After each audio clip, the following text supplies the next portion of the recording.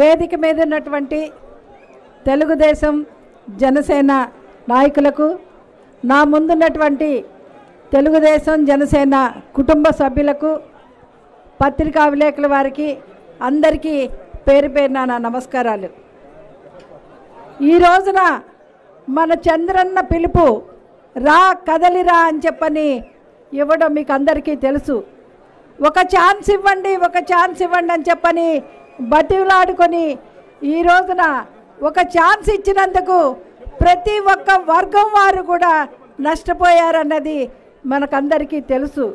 విద్యార్థులు నష్టపోయారు, యువతకు ఉద్యోగాలు లేవు, రైతన్నకి గిట్టుబాటు ధర లేదు, మహిళలకి ఏమీ అందడం లేదు. ముఖ్యంగా ఎంప్లాయీస్ మీ ఇంతకుముందే సుధీర్ రెడ్డి చెప్పున్నాడు, అంగన్వాడీ వర్కర్లు రోడ్డు మీద పడ్డారు, మున్సిపాలిటీ వర్కర్లు రోడ్డు మీద పడ్డారు, ఆశా వర్కర్లు రోడ్డు మీద పడ్డారు. ముఖ్యంగా జాబ్ క్యాలెండర్ లేక నిరుద్యోగ యువత రోడ్ల మీద తిరుగుతూ ఉంది. కాబట్టి మీరందరూ ఆలోచించే సమయం ఆసన్నమైంది. ఆ రోజున తెలుగుదేశం అధికారంలో ఉన్నప్పుడు ఈ ఆంధ్ర రాష్ట్రాన్ని ప్రపంచ పుటల్లోనే పెట్టిన మహా వ్యక్తి మన చంద్రబాబు నాయుడు గారు. కానీ ఈరోజు మన ఇండియాలో మన ఆంధ్ర రాష్ట్రానికి రాజధాని కూడా చూపించుకోలేని పరిస్థితిలో ఈ రాష్ట్రం ఉందంటే ఎంత బాధాకరమో మీరు ఒక్కసారి ఆలోచించండి అని చెప్పి మీకు మనవి చేస్తూ ఉన్నాను. ఒక విజన్ ఉన్న వ్యక్తి చంద్రబాబు నాయుడు గారు.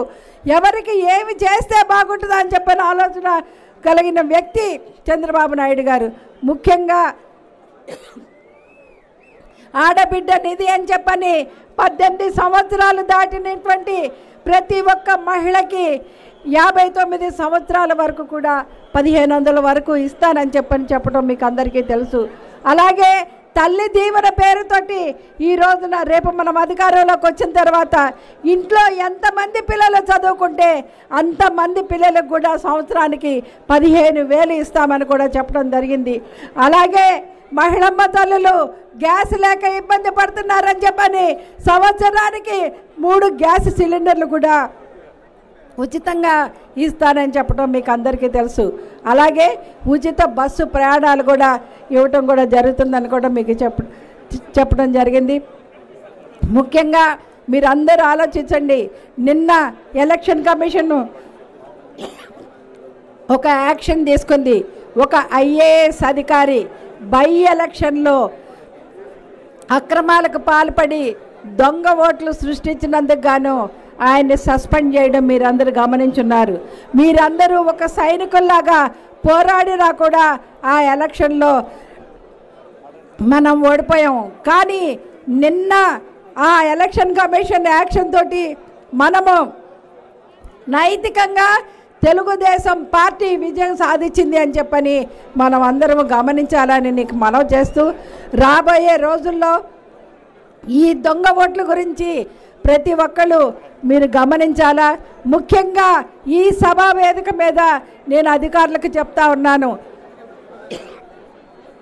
రాజకీయ ఒత్తిడులకు లొంగి మీరు గనక చేయరాని పనులు చేస్తే నిన్న IAS ఒక అధికారి యొక్క సస్పెన్షనే మీకు ఒక లెసన్ అని చెప్పని మీకు అందరికీ మనవి చేస్తూ, మీరందరూ అప్రమత్తంగా ఉండాలా. మన చంద్రన్న ఇచ్చిన పిలుపుతోటి రా కదలిరా అన్న పిలుపుకి మీరందరూ చేయి కలిపి ముందుకు వచ్చి రేపు రాబోయే ఎలక్షన్లో మనం తెలుగుదేశం పార్టీని గెలిపించుకొని మన నాయకుడు చంద్రబాబు నాయుడు గారిని ముఖ్యమంత్రి చేసుకోవాలని చెప్పని నేను ప్రతి ఒక్కరిని ప్రార్థిస్తూ సెలవు తీసుకుంటున్నాను. Thank you.